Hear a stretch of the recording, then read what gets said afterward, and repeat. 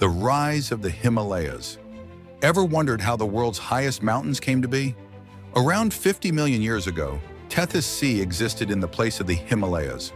The Himalayas were formed when the Indian Plate crashed into the Eurasian Plate, causing the land to buckle and fold. This collision pushed the Earth's crust upwards, forming the majestic Himalayas. Today, the Himalayas inch skyward by 10 millimeters each year, making them geologically active.